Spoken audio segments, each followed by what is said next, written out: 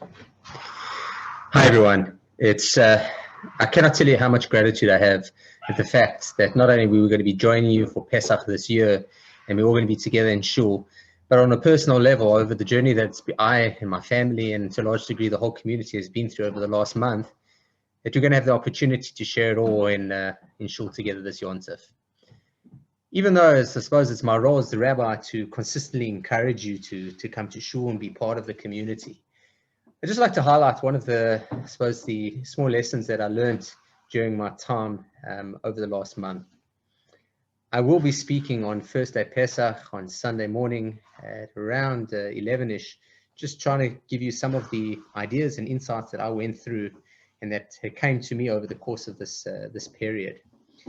But when I was in the ICU, and then up into the ward, there was something that really dawned on me that sort of made me feel a lot more wholesome, a lot more connected, and a lot more supported.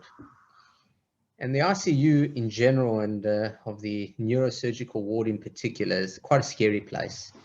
It is where people have unfortunately gone through serious brain injuries.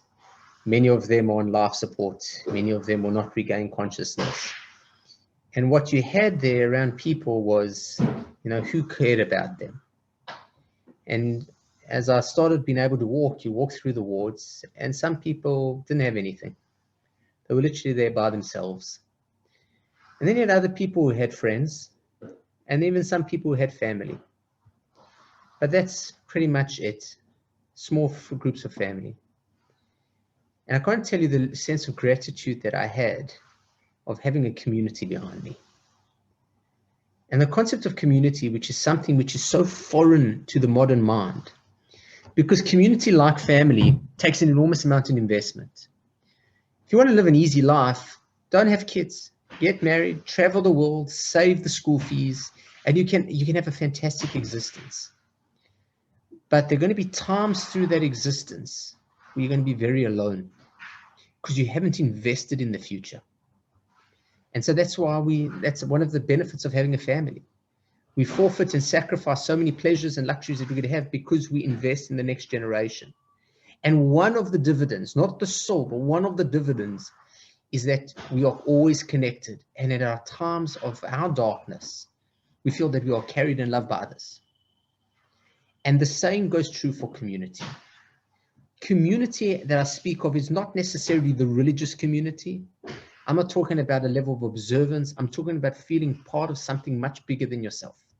And it necessitates, if you want to be part of that community, you're going to have to invest time and effort into it. You're going to be part of it. You've got to be there, both physically present and willing to give. Because there will come times in life where we will feel alone. And it is the community that carries us. One of the greatest gifts that we have here in the North is we are a community.